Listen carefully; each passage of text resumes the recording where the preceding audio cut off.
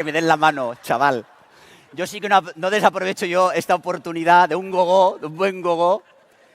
Bueno, a ver, recordar a los socios, ya veo que todos van con su tote bag. Por favor, hay unas casetas aquí con unas tote bag que llevan cantidad de cosas. Bolígrafos, Landayars, ¿qué es? ¿La qué? ¿Lanyards qué es? Ah, esto, bueno, pues esto, lanyards, para colgar el móvil. ¿Y por qué no puedo? ¿Lanyards se llama esto?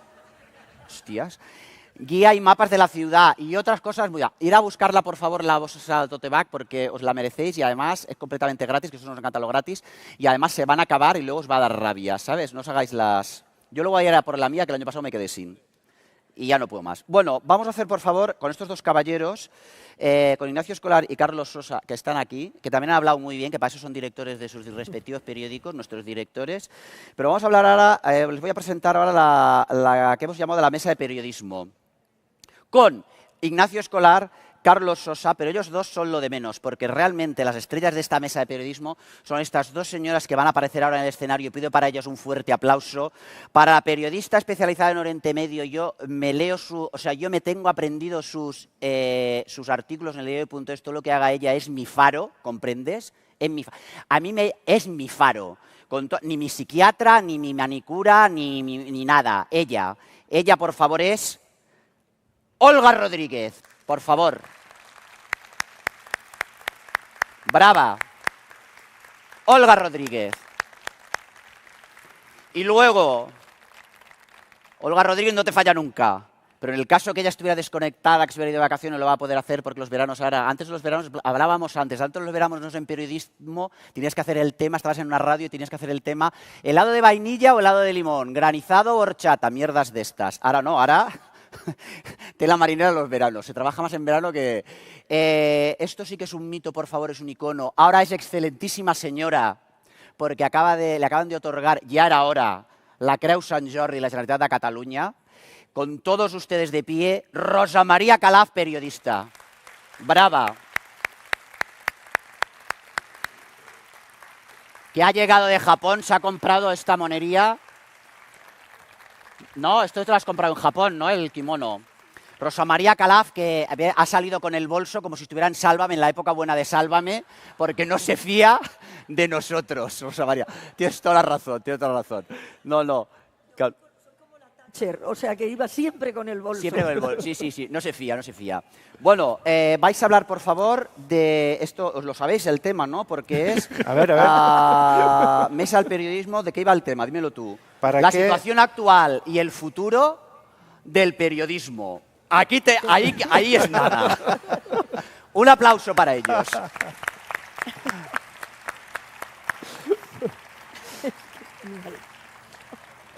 Gracias, Mar, gracias, Cata.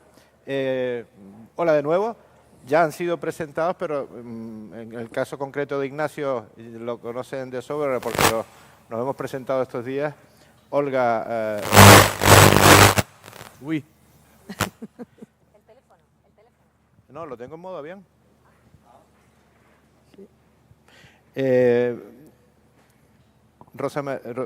Olga Rodríguez, ya se me traspapeló esto.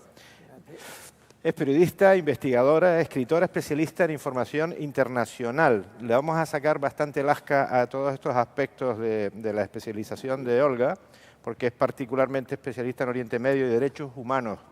Es una de las cofundadoras del diario.es, del que sigue siendo colaboradora habitual y miembro del Consejo Rector. Ha trabajado en Afganistán, Estados Unidos, en Egipto, etcétera, en Yemen, en Siria, en México. Tiene varios libros sobre todas estas materias, sobre periodismo y derechos humanos. Tiene un premio, sobre periodismo y derechos humanos, tiene un premio Enfoque de Periodismo de 2014, tiene el premio Pluma de la Paz, multitud de premios, múltiples premios, premio Club Internacional de la Prensa al Mejor Trabajo Informativo, premio Ortega y Gasset, colectivo, premio Turia a la Mejor Contribución a los Medios. Rosa María Calaf es una maestra de periodistas, Estamos bien. no solo porque fue pionera en muchas cosas cuando las mujeres todavía no estaban tan incorporadas a este negocio, sino que además desde su posición ha defendido muchísimos de los derechos de las mujeres hasta llegar a donde estamos. Tiene más de 30 premios en su haber. Acaba de mencionar Margiro, no sé si es el último o el penúltimo de los premios que tiene, pero tiene el Premio Nacional de Periodismo Pedro Antonio de Alarcón, premio a toda una vida otorgado por la Academia de Televisión en España, etcétera, etcétera, etcétera. El enunciado de esta mesa es ¿para qué sirve el periodismo? Riesgos y amenazas de un oficio llamado a ser garantía democrática. Esto ya lo sabían, pero yo le voy a preguntar a mis compañeras y a mi compañero, ¿para qué servimos nosotros a estas alturas del siglo? Rosa María, empieza tú. ¿Para qué sirve el periodismo? Tú que lo has vivido desde la época menos digital a la más digital. Nada digital. Hola, buenos días. Bueno, primero gracias, porque es un enorme placer estar aquí. Siempre venir a Canarias, y afortunadamente vengo mucho, pues lo disfruto muchísimo. Y bueno, y la oportunidad de este festival, bueno, pues está clara la importancia, porque 10 de la mañana, ¿no? Sábado, sí. Y solo hay que ver pues cómo está el patio de sillas, ¿no? Así que muchas gracias también a ustedes por estar aquí, pero sobre todo pues al diario por haberme invitado, ¿no? Porque verdaderamente, ya digo, es un placer el hecho de venir, el hecho de estar con un medio como el diario, que bueno, pues que ha demostrado y está demostrando lo que debe ser el periodismo, y por ir acercándonos al tema, ¿no? Y bueno, y después la posibilidad de hablar, ¿no? del periodismo, porque debería estar siempre la calidad del periodismo en el debate, ¿no? Porque efectivamente, difícilmente una sociedad que no esté bien informada, pues nunca va a poder ser capaz de defender sus derechos y sus libertades, ¿no? Por tanto, en este momento, pues creo que lo que vive el periodismo es un acoso, ¿no? Un acoso y derribo por parte de determinadas fuerzas, y no me refiero únicamente a nuestro país, o sea, es una tendencia general. Entonces, lo que primero, así como de entrada, pues sí que querría decir es que periodismo bueno y periodismo malo ha habido siempre, o sea, esto no es una cuestión de ahora, ¿no? Voluntad de interferencia en la calidad periodística ha habido siempre, porque el objetivo del periodismo pues es precisamente mostrar lo que no se quiere que se vea y contar lo que se quiere que se calle. Por tanto, siempre hay delante intereses que no quieren que estés ahí, ¿no? Lo que ha ocurrido es que, y periodismo, que ya digo, periodistas que trabajan bien y periodistas que trabajan mal, pues también siempre ha habido, ¿no? Y que han sido pues tentados, en fin, por intereses ajenos a la vocación periodística, ¿no? Pero lo que me parece que lo que estamos viviendo ahora, cuando digo el acoso y derribo, es que hay claramente, ¿no? O sea, un diseño para acabar realmente con la posibilidad, ¿no? de que realmente el periodismo ejerza su función. Que, pues, ¿su función cuál es? Pues eso, o sea, es decir, controlar en fin, a los demás poderes y, por supuesto, facilitarle a la ciudadanía el conocimiento de lo que sucede, ¿no? de la manera más rigurosa, más independiente, más plural posible, ¿no? Y acercándose lo máximo posible a la verdad, y la verdad es una palabra muy grande, pero por lo menos a la veracidad, ¿no? La honestidad, etcétera, etcétera. Es decir, que es muy claro, o sea, no hay que dar muchas explicaciones porque es evidente lo que tiene que hacer, ¿no? Bueno, pues intentar que eso no lo haga, ¿no? Es decir, poner palos en las ruedas, o sea, para que realmente eso sea muy difícil. Y el periodismo, entonces decimos, bueno, está en crisis, ¿no? Pero es que lo que está en crisis en realidad es el modelo social, o sea, en el que estamos viviendo y en el que estamos ayudando a construir, muchas veces sin siquiera darnos cuenta, ¿no? O involuntariamente, otras veces pues hay muchos que muy voluntariamente, ¿no? Entonces el periodismo tiene una doble versión de sí mismo, es decir, que ocupa dos lugares, y es muy complicado, porque ¿qué ocurre? Que el periodismo, si no se ejerce, ¿no? con ese compromiso, ¿no? de servicio, porque es lo que es, una profesión de servicio a la ciudadanía, pues entonces ese periodismo pierde totalmente el norte. ¿Y qué hace? Pues contribuir a crear ese modelo social, ¿no?, que no está centrado y enfocado a defender el bien común, ¿no? Y pues eso, la defensa de los derechos de cuantas más personas mejor, en cuantos más lugares del mundo mejor, ¿no? Pero ¿qué pasa? Que una vez ha contribuido o está contribuyendo a esa creación de modelo, ¿no?, luego sufre las consecuencias de haber creado ese modelo, ¿no? Y entonces cada vez es más difícil resistir, o sea, precisamente para desmontar todo esto. Pero lo que sí quiero decir también, y ya me callo porque si no, ya podemos... lo que sí quiero decir también es que cuando piensas, te dicen, el futuro del periodismo,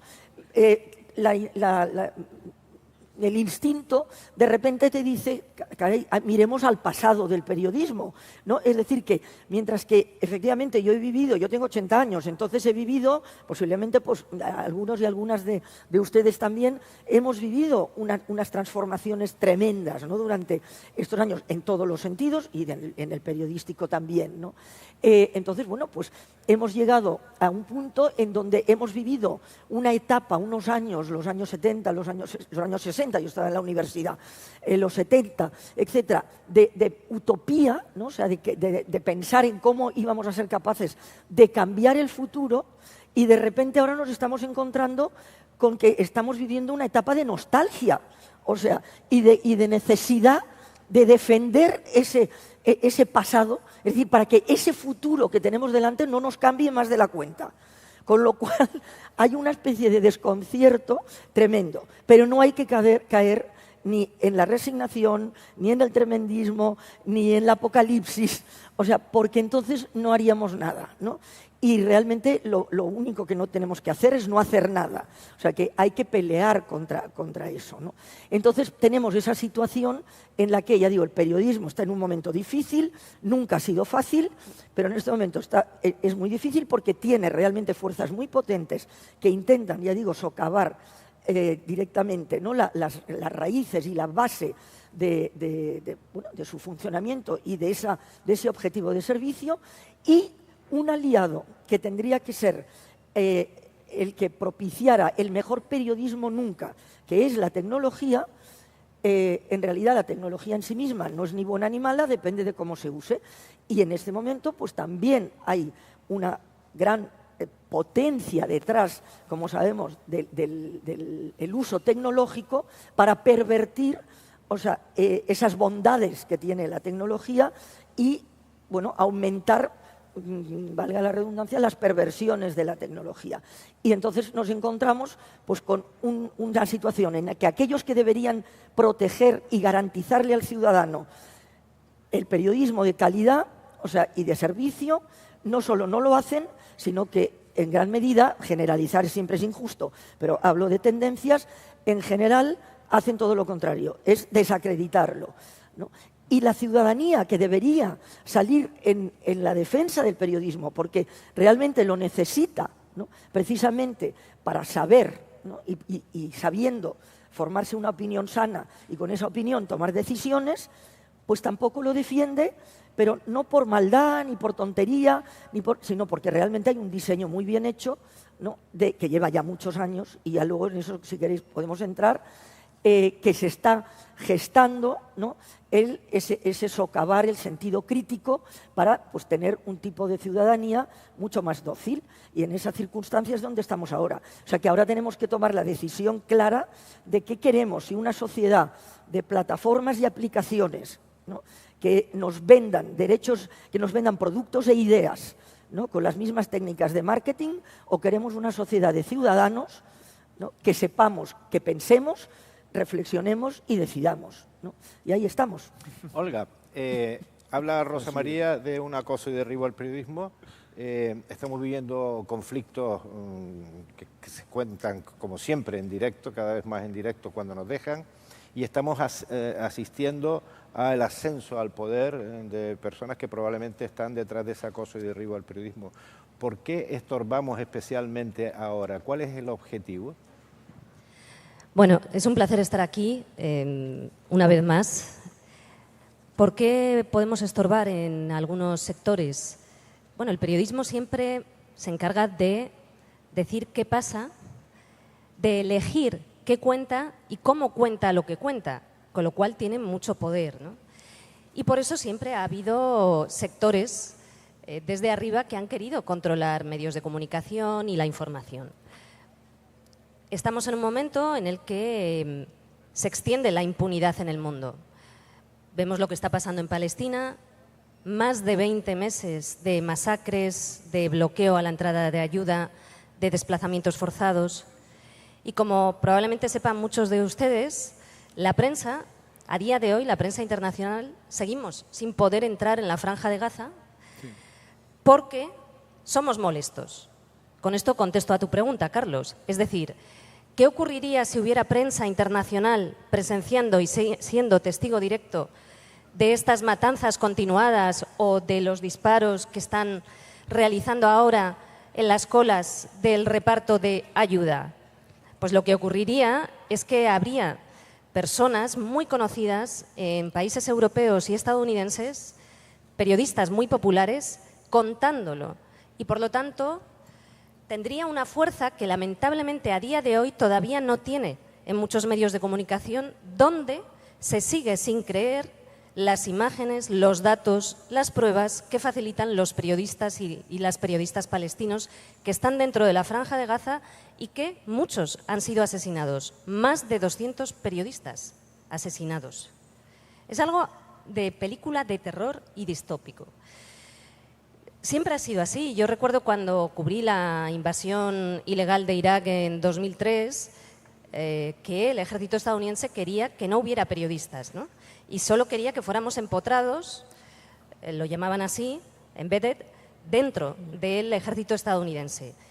Los compañeros que fueron acompañando al ejército estadounidense tenían que firmar un contrato en el que se comprometían a no poder contar muchísimas cosas, entre otras la ubicación de las tropas a las que acompañaban.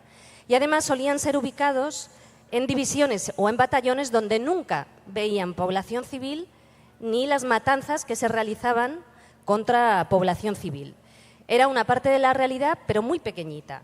Podía ser interesante, sin duda, pero la otra parte era la que había muchos obstáculos para que pudiéramos estar en la otra parte, ¿no? Pues, por ejemplo, en Bagdad, con la sociedad civil, viendo cómo vivía la población, cómo las mujeres de las familias pues, tenían que caminar kilómetros para intentar adquirir alimento o agua, etcétera. Es decir, siempre va a haber obstáculos para que la ciudadanía, para que las sociedades conozcan determinadas realidades, sobre todo en épocas de impunidad como esta, en épocas en las que vemos como en muchos lugares se normalizan crímenes masivos que por primera vez la humanidad está viendo en tiempo real. O sea, el genocidio de Srebrenica lo conocimos a posteriori, esto lo estamos conociendo en tiempo real y aún así seguimos viendo cómo hay sectores que quieren poner obstáculos para que la prensa no pueda acceder a todos los datos, a toda la información y a toda la realidad. Entonces, bueno, es una profesión muy difícil, muy necesaria, porque como decía Rosa, una sociedad mal informada es fácilmente manipulable y en tiempos en los que vemos que hay sectores que prefieren apostar por la oscuridad, yo diría que también como ciudadana, en este caso hablo, estar bien informada es una militancia, porque requiere tiempo, porque requiere esfuerzo, porque requiere apoyar a medios de comunicación que intentan hacer un trabajo decente y porque también hay que distinguir lo que es basurilla, ¿no?, que hay bastante, de las cosas serias y con enfoque. Ignacio, tanto Rosa María como Olga han dibujado un diagnóstico global. Olga se ha centrado en la conveniencia para algunos poderes de que los periodistas nos muramos y si no nos morimos nos asesinan. Vamos a descender un poquito al escenario nacional. ¿Es trasladable todo esto aquí? Por supuesto, sin la violencia física. Hay otro tipo de violencia. ¿Es trasladable todo este escenario aquí? Yo creo que el marco general en muchos aspectos sí. Afortunadamente aquí no ocurre lo que pasa en Gaza, en un lugar en el que los periodistas son asesinados, o lo que pasa en México, o lo que pasa en Colombia, o lo que pasa en muchos países donde ser periodista significa jugarte la vida y en muchas ocasiones perderla. En España el tipo de presiones sobre la prensa son fuertes. Ayer decía en el encuentro de socios que fundamentalmente están en los juzgados, al menos en un medio como el diario.es. En otros medios son presiones económicas. Nosotros en la parte económica estamos bastante blindados, pero en otros medios es la principal herramienta de presión. Pero el marco general es el mismo en todos los países. Ha llegado una tecnología nueva, esa tecnología nueva ha permitido multiplicar la manera en la que nos comunicamos los seres humanos, y esto que en principio solía ser, o pensábamos que iba a ser algo positivo, porque iba a permitir multiplicar la información y el conocimiento, al mismo tiempo que ha multiplicado la información y el conocimiento, ha multiplicado las mentiras, el odio y la desinformación. El dato que siempre repito, pero que me parece que es el más claro, es cómo es posible que en el 2025 esté triunfando el terraplanismo, la gente que cree que las vacunas matan, la gente que cree que nunca llegamos a la Luna. ¿Cómo es posible que todas las mentiras ya sabidas ahora estén multiplicándose más que nunca? Cuando la gente tiene más herramientas que nunca para acceder al saber de la humanidad y a la información que genera la humanidad. Pues porque los seres humanos, cuando llegamos a una tecnología que multiplica la capacidad de comunicación, lo primero que multiplicamos son las mentiras. Y ni siquiera es una novedad, porque cuando llegó la imprenta y llegó el libro, pasó exactamente lo mismo. Las quemas de brujas, como cuenta Harari en su último libro, no son de la Edad Media. Son del siglo XVII y el siglo XVIII, es decir, son de los años en los que la imprenta provocó que esa mentira de que el demonio habitaba en las mujeres y envenenaba el agua y las cosechas, pues se generase tal ola alrededor que provocase tiempos tan oscuros como los que vivimos, como los que vivió Europa en esos siglos, que no son los de la Edad Media. Y, por ejemplo, cuando llega la radio, la primera vez que llega la radio, lo que trae no es información, lo que trae es la propaganda de los regímenes totalitarios de principios del siglo pasado. Es decir, que siempre que llega una tecnología nueva, hasta que el ser humano se habitúa a cómo funciona y desarrolla anticuerpos culturales, por llamarlos de alguna manera, lo primero que te trae es desinformación. La primera ola es siempre mala. Esto no significa que Internet sea malo, la radio sea mala y la imprenta, por supuesto, sea mala. Es al contrario, son tecnologías que a largo plazo nos darán mucho, igual que nos dio el libro, igual que nos dieron los anteriores medios de comunicación, pero ahora estamos en una adolescencia, en un momento en el que el ser humano no estamos preparados para cómo se mueve la información a nuestro alrededor, para cómo nos comunicamos, y esto daña muchísimo al periodismo, que aparte tiene otros problemas, que tienen que ver pues, con los modelos económicos que permite que haya periodistas que se dediquen todo el día a esto, que puedan viajar a Oriente Medio, que puedan dedicar una carrera profesional, que pueda haber corresponsales, que pueda haber investigadores, que haya gente capaz de traer noticias de debajo de las piedras, a veces jugándose la vida. Y esto cuesta dinero. Pero fíjate que yo soy, en el diagnóstico del momento actual, pesimista, porque no se puede ser de otra manera. Estamos en una enorme ola de desinformación y de pensamiento de odio y reaccionaria en todo el mundo y que estamos presenciando un genocidio en tiempo real, estamos viendo cosas terribles, pero soy optimista en el largo plazo. Porque creo que cuando la sociedad, y estos son generaciones, aprendamos a gestionar esta información y a relacionarnos con ella, a la larga será bueno. Y también porque creo que el periodismo, a pesar de que está viviendo un invierno y un momento muy difícil, también tiene sitios donde florece. Yo estoy, de verdad, hoy hemos publicado las cuentas del diario.es. Están si los que sois socios os habrá llegado el correo por la mañana. Si no, lo podéis leer en la portada del diario.es. Este periódico que dirijo y que fundamos, entre otros, Olga y yo, es un periódico que empezó siendo una cosa de juguete. Éramos 12 personas en la redacción. Hoy trabajan en el diario en España y en Argentina 245 personas. 252 personas, perdón. Es decir, es una redacción que ya no es pequeña, que ya no es irrelevante, que ya sirve para que 2 millones de personas se informen todos los días y que además hemos logrado hacerlo precisamente por eso que estábamos hablando los cuatro, por cómo se involucra los lectores y los ciudadanos en mejorar la información que reciben. Yo creo que una de las tragedias de este momento es que el periodismo es más necesario que nunca y más débil que nunca, pero al mismo tiempo, como los costes de poner en marcha un medio de comunicación ya no son esta barbaridad que costaba la prensa de papel o la televisión o la radio, sino que son mucho más ajustados, se pueden hacer modelos sostenibles, solventes, independientes, que no estén al albur de las presiones económicas y que dependan realmente de sus lectores. Y no solamente hablo por el diario.es, hay ejemplos en todo el mundo de medios que han conseguido crecer con el apoyo de sus suscriptores y de sus lectores. Y creo que eso a la larga va a llevarnos a un periodismo mejor. El problema es el mientras tanto. El problema es que son 2 millones de personas quienes leen a diario el diario.es, pero hay 48 millones de españoles que no. Y que muchos de ellos se informan por lo que aparece en su móvil cuando van haciendo así scroll, que no es la información que necesitan leer, es la información que un algoritmo diseñado para entretenerte quiere que leas. Y que ni siquiera muchas veces es información, le está buscando, está aprendiendo con cada microsegundo que tardas en pasar la página para darte la droga que necesitas, el contenido que necesitas, que rara vez tiene que ver con la verdad o con la información, casi siempre tiene que ver con sentimientos de tus vísceras, con el miedo, con el odio, con cosas que te llevan a estar peor informado, se convierten no tanto en herramientas de información, sino en empresas contaminantes de opinión pública. Y creo que tenemos que intentar combatir eso pues educando desde los colegios, con nuestras familias, enseñando a la gente a entender. Porque, por ejemplo, antes teníamos la teoría de que la tecnología iba a desclasar a las personas mayores y que iba a generarse... No ha sido así, todo el mundo sabe manejar un móvil. Lo que no sabe hacer todo el mundo es distinguir un bulo de una noticia. Pero manejar un móvil lo sabe hacer todo el mundo. Y el problema que tenemos no es el desclasamiento tecnológico. En eso las grandes empresas han sido muy hábiles. El problema que tenemos es que hay que educar a la sociedad en diferenciar la información de la propaganda y de las mentiras. Bueno, esa es la clave. La ventaja que tiene debatir con colegas es que todo el cuestionario se lo van fumigando enseguida, ¿no? No pasa nada. No pasa nada. Porque yo quería dedicar un capítulo al modelo de negocio periodístico, el que implica a la ciudadanía, sí, el que implica a las personas lectoras para que participen en el negocio de algún modo. El término socio me parece el más adecuado, pero también has hablado de la educación.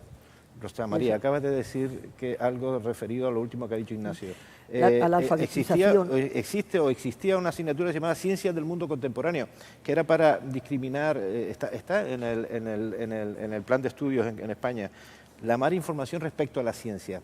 ¿Creen que los sistemas educativos deben incidir más en formar a la ciudadanía respecto del sentido crítico, cómo elegir quién dice la verdad, de quién miente?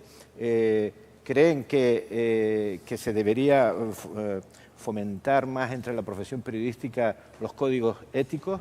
¿O creen que desde los poderes del Estado se debe, estamos hablando ahora de bulos, ¿no?, o de pseudomedios, se debe regular mejor todo el acceso a la publicidad institucional, el acceso al Congreso de los Diputados, que estamos viendo verdaderos esperpentos en el Congreso de los Diputados, cosa que en nuestro tiempo era impensable, que alguien pudiera entrar e insultar a un diputado en la sala de prensa del Congreso de los Diputados. Eso está ocurriendo.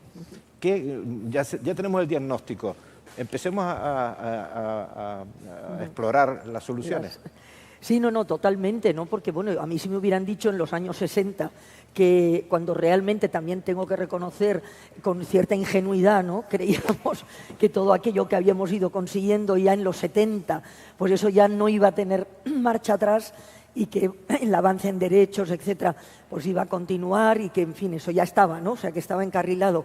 Y me hubieran dicho que en pleno siglo XXI tendría que estar explicando todavía de qué es el feminismo, de qué estamos hablando cuando hablamos de igualdad en todos los campos, sea género o cualquier tipo de igualdad, o tendría que estar defendiendo la libertad de prensa, no me lo hubiera creído, hubiera pensado, pero ¿qué me están diciendo?, ¿no? Eso es imposible. Ahí hubo realmente un fallo, ya digo, por parte de tantísimos que nos creímos, ya digo, muy ingenuamente, que eso ya estaba, sin contar que siempre que hay una reforma y un salto hacia adelante, hay una contrarreforma y un salto hacia atrás, porque hay aquellos que no quieren que eso continúe, ¿no? Entonces, realmente creo que el diagnóstico es importante porque hay que saber la enfermedad, si no realmente cómo la vas a combatir. Eso creo que ya está bastante claro y efectivamente pasa por la alfabetización mediática, en cierto modo, que es algo de lo que venimos hablando ya pues muchos, no solo periodistas, desde hace ya bastantes años. Yo recuerdo en Canadá haber estado haciendo ya unos reportajes de alfabetización mediática en las escuelas, y estoy hablando de los 90, ¿no? O sea, quiero decir que realmente, ¿qué es la alfabetización mediática? Bueno, pues aprender a interpretar los medios, es decir, el lenguaje de los medios. ¿Por qué? Porque los medios han cambiado. O sea, y como ha cambiado todo, ¿no? Entonces, nadie nacemos enseñado. Entonces, por tanto, tenemos que, se nos tiene que explicar, ¿no? Cómo ha cambiado eso y cómo tienes que enfrentarte. Pues no es lo mismo enfrentarte, pues como decía, ¿no?, a un periódico, en la época de la prensa, que tenía detrás generalmente una familia que había invertido y que tenía que ser un negocio, etcétera, pero que el objetivo no era el negocio, ¿no? Y que luego una época en que a todo esto se incrementa la dificultad porque el gran capital entra en los medios de comunicación porque se da cuenta de la importancia de estar ahí, ¿no? Un poco lo que decías. Después viene otra etapa en la que empieza a haber una promiscuidad de poderes tremenda. Es decir, que esa separación que el Estado de Derecho, o sea, exige, ¿no?, de que el poder ejecutivo, o sea, digamos que el poder político, el poder mediático, el poder económico tienen que estar absolutamente separados, pues empiezan a estar cada vez más revueltos, ¿no? Con lo cual cada vez es más difícil poder decir poder hacer, como decía Olga, en la práctica, ejercer el periodismo y ejercer la ciudadanía, o sea, no solo el periodismo, o sea, ejercer como ciudadanos, ¿no? Porque cada vez, además, cuando entra la tecnología, como tampoco se nos enseña, o sea, que también ahí volvemos a caer en la ingenuidad, ¿no?, de esa recepción, brazos abiertos, de a partir de ahora todo va a ser estupendo, porque todo vamos a tener acceso al saber, esto va a ser fantástico para conocer lo distinto, fomentar el consenso, el conocimiento de lo diferente, etcétera, etcétera, etcétera. Va a llegar pues, cada vez a más gente porque va a ser cada vez más barato, etcétera. Todo eso es así, o sea, realmente. Pero claro, no pusimos en la ecuación esa tendencia a determinadas partes de la sociedad de utilizar todos estos recursos, ya digo, perversamente y no en favor de la mayoría. Total, que si esto no se enseña, la ciudadanía, las personas, estamos completamente indefensas, ¿no?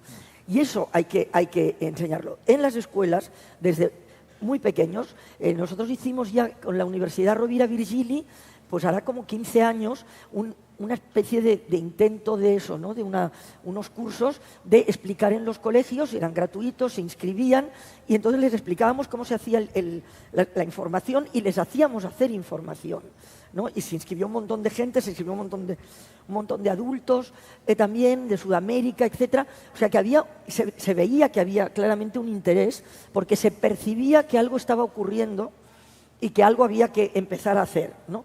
Pero luego empezó ese trabajo tan bien hecho, ¿no?, de por una parte, digamos, fomentar la amnesia colectiva, ¿no?, que ocurre mucho con los conflictos y con todos los grandes temas, ¿no?, que está muy bien trabajada esa amnesia colectiva, y ya, por si eso fuera poco, pues trabajar muy bien la anestesia colectiva, ¿no? Y entonces, en eso es donde estamos y a lo que hay que resistir. Y pasa todo por la educación, claramente, ¿no? Pero claro, para que haya una buena educación, tiene que haber una buena voluntad de aquellos que son responsables, o sea, de que la ciudadanía tenga esa educación. Y ahí es donde reside en este momento el tremendo problema, ¿no? Porque en esa promiscuidad de poderes. Es decir, que la política fue fagocitada por la economía en un determinado momento en donde todo se convirtió en algo que tenía que tener un precio, pero ya no importaba si tenía o no valor, cuando, como todos sabemos, en la construcción social lo fundamental son los valores, no los precios, ¿no? Y luego se pasó a que fagocita la política, ya deja de existir porque prácticamente está al servicio de la economía, y en este momento que está ocurriendo, pues que es la tecnología la que está fagocitando absolutamente, es decir, los poderes tecnológicos los que están fagocitando absolutamente todo, la economía y la política. Y entonces es importante, y eso no sé, pues lo podemos abrir, el pensar eso, ¿no?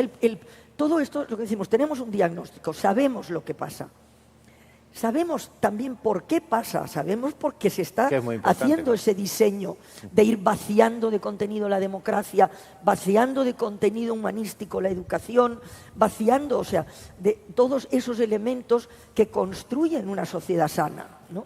Y una sociedad que es capaz de defenderse, ¿no? Todo eso ya sabemos que está ocurriendo, pero tenemos que ir más allá y ver, o sea, y hacerse una pregunta. Yo hice Derecho antes que Periodismo y quizás pues es una deformación profesional, pero es buscar el qui prodest, es decir, ¿a quién le beneficia todo esto que está pasando? ¿No? Porque es evidente que no beneficia a la mayoría de los seres humanos y de las personas, la persona con mayúscula. Por tanto, hay que ir a ver a quién le beneficia, quién está detrás de ese diseño de una sociedad indefensa, una sociedad miedosa, como tú decías, de una sociedad que efectivamente está en su rincón y como a la defensiva únicamente, ¿no? Y entonces, y que sea capaz de interpretar, pues lo que preguntabas, ¿no? Y diferenciar lo que es tóxico de lo que no lo es. O sea, porque para eso tienen que enseñarte. O sea, ya digo, no es algo que salga de forma siendo el natural. periodismo tan decisivo para la fortaleza de la democracia, ¿por qué las democracias no están cuidando tanto al periodismo? Porque esos poderes, ya te digo, están socavando desde hace mucho tiempo la democracia. Cuando empieza todo esto, es, digamos, bueno, así por hacerlo como muy rápido y muy a pincelada, ¿no?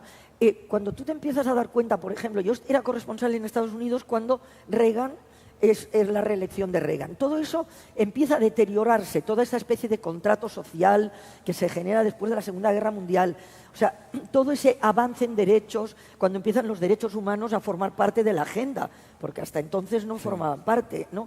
Es decir, cuando empiezas a pensar que se está construyendo, ¿no?, ya realmente un mundo diferente, ese mundo utópico por el que peleábamos en los 60, etcétera, etcétera, y antes, ¿no? Pero, digamos, por simplificarlo, cuando empiezas a ver que todo eso se le empieza a poner obstáculos, empieza a ser en la época Reagan.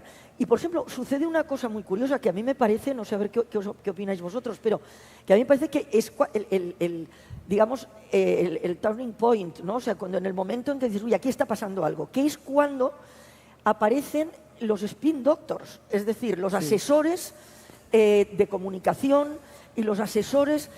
¿Eso es malo en sí mismo? No. Todo eso que decía, no es malo, igual que la tecnología no es mala.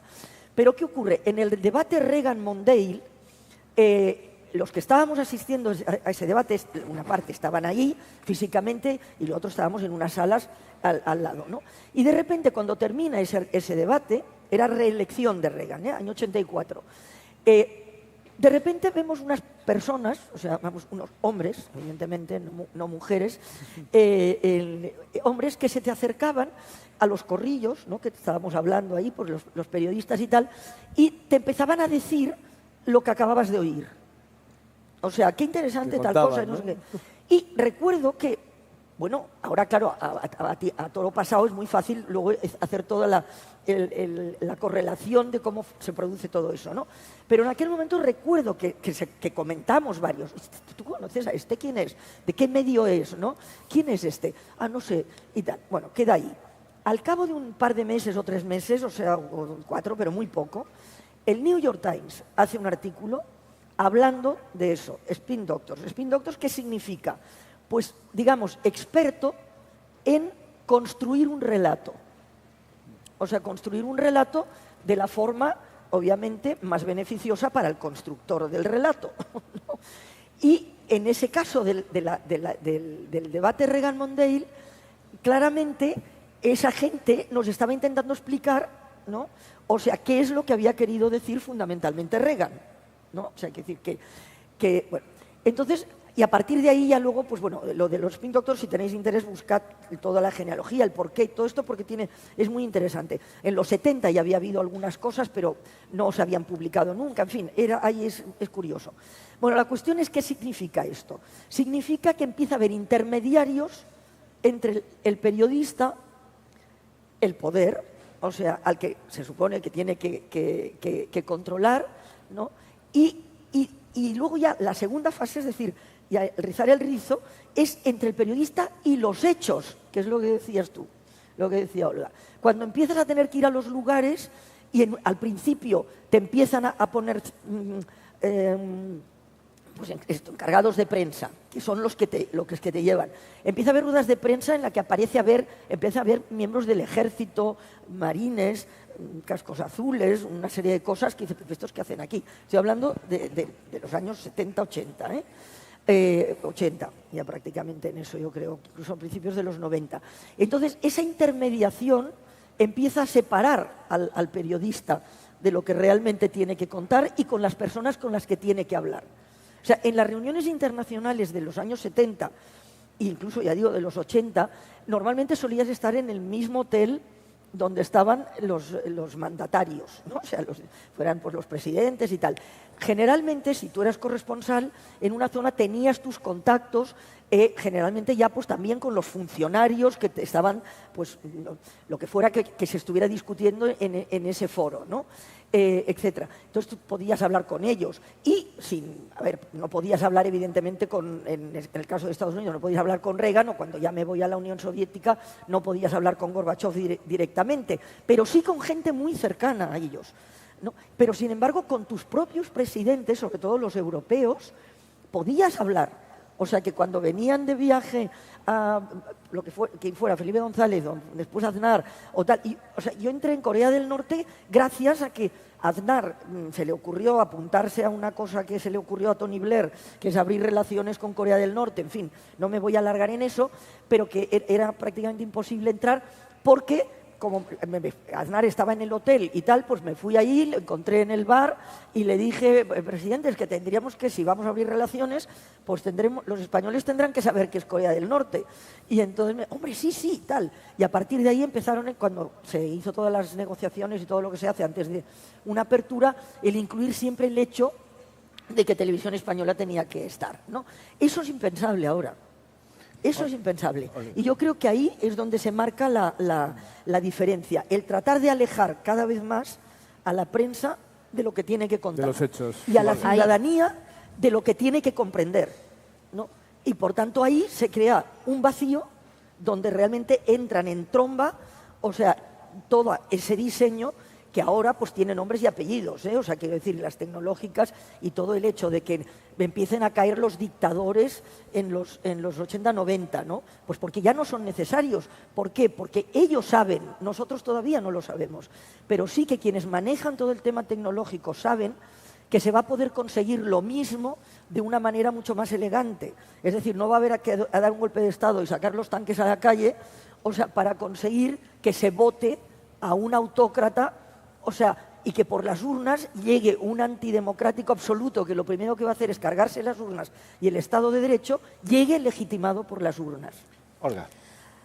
Bueno, el periodismo siempre ha estado en el objetivo, ha intentado ser dominado, controlado.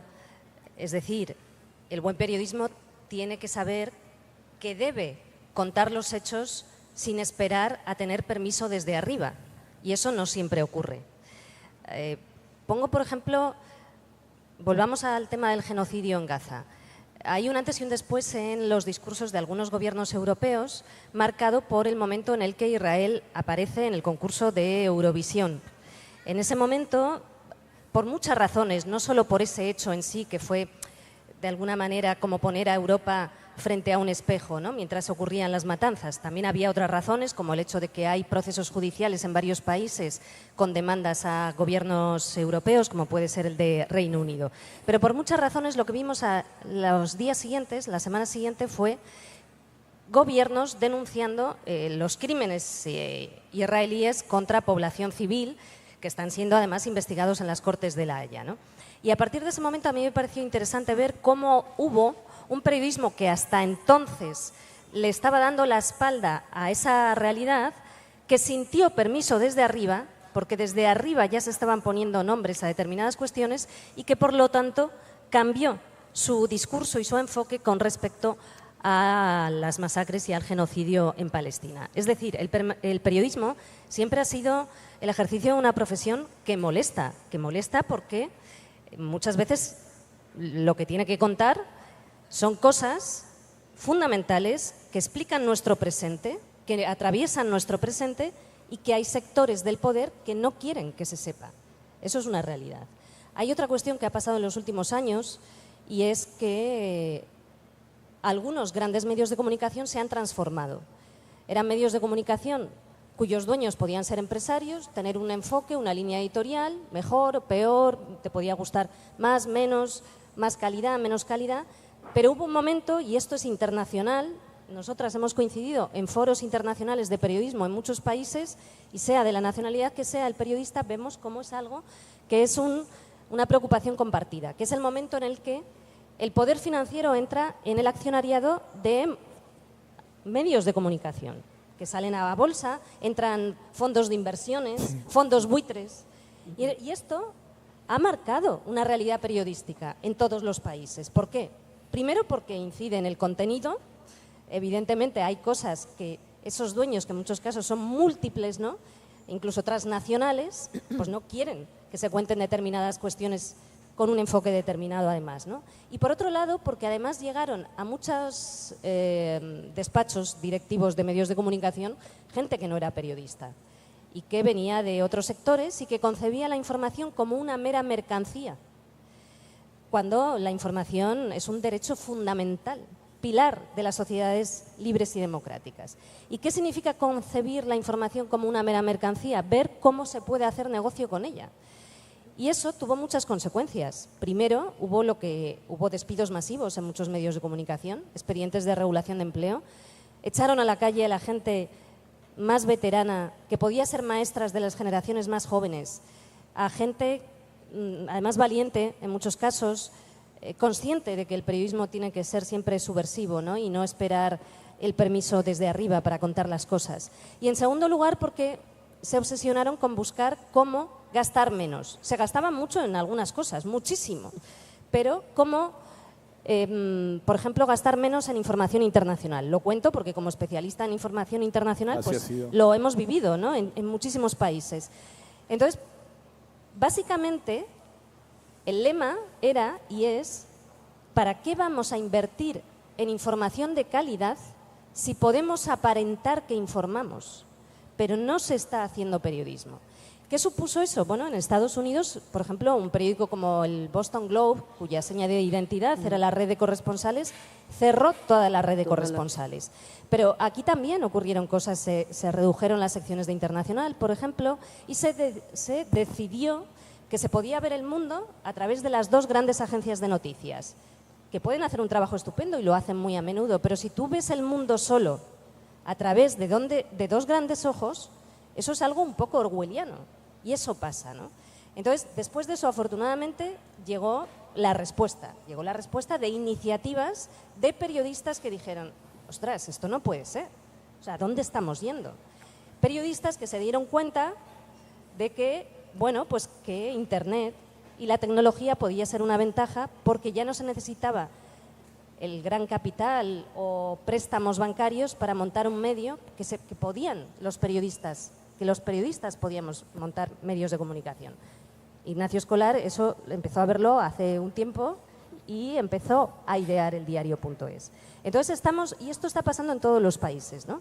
Y estamos en ese momento en el que, por un lado, vemos un periodismo basura, que permítanme, pero es que no es periodismo, ¿no? Infoentretenimiento en el mejor de los casos, que esto es un término que Rosa acuñó hace muchos años y que es verdad, ¿no?, porque en realidad es, pues como en medios audiovisuales vemos a veces espacios en los que se llama espacio periodístico a debates en los que se da la misma credibilidad y el mismo tiempo y el mismo espacio a gente que miente y que difunde bulos y a gente que es seria y que cuida el periodismo, ¿no?, porque el periodismo hay que cuidarlo. Entonces, respondiendo a tu pregunta, Carlos, por supuesto que necesitamos una educación desde la más tierna infancia, en escuelas, en institutos, en universidades. Hay muchas profesoras y muchos profesores que lo saben y hacen un trabajo maravilloso, pero son héroes y heroínas porque necesitan estructura. O sea, eso se tiene que estructurar para poder ofrecer educación con cultura de paz en momentos en los que nos quieren decir que la única vía es la guerra y la mejor, ¿no? En segundo lugar, con cultura de derechos humanos y también con educación para saber distinguir información de calidad de bulos. Y voy más allá. porque eso también lo podemos hacer desde los medios de comunicación. O sea, desde el periodismo también se puede hacer pedagogía. Desde el periodismo se informa y la información de calidad en sí misma da claves fundamentales a la gente. Esto requiere tiempo, requiere esfuerzo, requiere apoyo de la gente, pero es fundamental porque hay momentos que estamos viendo cómo en espacios que quieren ir, además de espacios, bueno, no sé, de calidad, se está cuestionando los derechos humanos. En el fondo, podemos resumir determinados espacios o determinados enfoques informativos en los que cuestionan algo tan fundamental como los derechos humanos. La Carta de Derechos Humanos de Naciones Unidas es un documento válido, es un documento que en estos momentos parece revolucionario, lo decía José Saramago, ¿no? Y es algo que costó mucho lograrlo, millones de muertos. Y lo que tenemos que tener claro es que en el siglo XXI no puede ser que haya gente que nos esté diciendo que se necesitan millones de muertos para volver a dar otro paso, reforzando los derechos humanos, reforzando el compromiso con la paz y reforzando el compromiso con el derecho internacional. Estamos en un momento en el que vemos luces y oscuridades, y con esto termino. Vemos un genocidio en curso, pero también vemos cómo ha habido pasos inéditos en las Cortes de La Haya, con dictámenes históricos que hasta ahora nunca había habido y que son herramientas que se les está dando a la política y que muchos estados no las están cogiendo para cumplirlo, ¿no? Es decir, vemos, el otro día comía con la relatora de Naciones Unidas para Palestina, Francesca Albanese, y decía, vemos un genocidio en curso, vemos momentos de impunidad, vemos momentos de autoritarismo, vemos momentos oscuros, pero al mismo tiempo estamos viendo momentos en los que hay redes internacionales de mucha gente con un compromiso por tratar de mejorar el mundo. Es decir, hay espacios que quieren que pensemos que no hay nada que hacer y que sálvese quien pueda. Y por supuesto son momentos como estos en los que hay mucho que hacer, claro que hay que hacer, hay espacios y caminos que se nos están dando y que debemos tomarlos a través de un periodismo de calidad, de un periodismo comprometido, a través de sociedades conscientes, comprometidas con los derechos humanos, movilizadas y organizadas para defender esos valores que nuestras abuelas y abuelos tanto lucharon para que pudiéramos lograrlos. Por lo tanto, el nihilismo no son momentos para nihilismo. No lo digo desde la ingenuidad. Yo soy testigo de crímenes de guerra y de lesa humanidad. No lo digo desde la ingenuidad, sino desde la conciencia de que son momentos necesarios para que todas las personas, cada una desde nuestro campo, pongamos nuestro granito de arena para dejar claro que siempre hay algo que hacer y que no sálvese quien pueda. No nos vamos a salvar si no estamos en comunidad, si no estamos organizados, si no defendemos los derechos humanos y el derecho internacional. Ignacio, despedida. No, primero un aplauso. Estaba escuchando a Olga hablar de que no hay que rendirse al nihilismo mientras veía cómo iban poniendo cada vez más sillas, cada vez se llena más la plaza y estamos aquí a esta hora de la mañana hablando de periodismo, de derechos humanos, de información internacional y del compromiso de los lectores. Para mí es una buena señal. Y fíjate, cuando hablabas del tema de internacional, nosotros en el diario.es cuando arrancamos, claro, teníamos más secciones que periodistas, ¿no? La información internacional, pues al principio teníamos la sección de Desalambre, ya teníamos un foco en derechos humanos, pero con unos recursos muy pequeños para algo que es tan grande como el mundo y que requiere mucha inversión.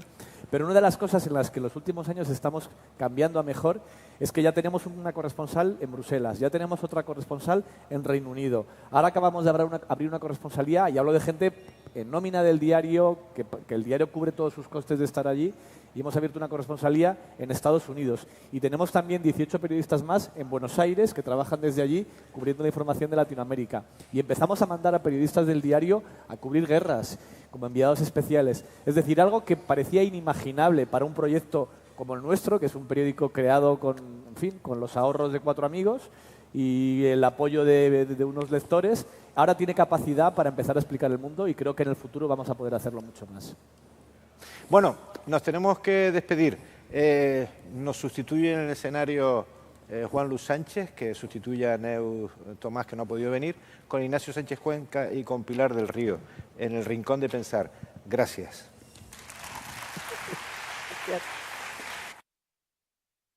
Es una maravilla total, lo habéis hecho muy bien. Un aplauso, por favor, para Ignacio Escolar, Carlos Sosa, Rosa María Calaf y Olga Rodríguez, del futuro del periodismo.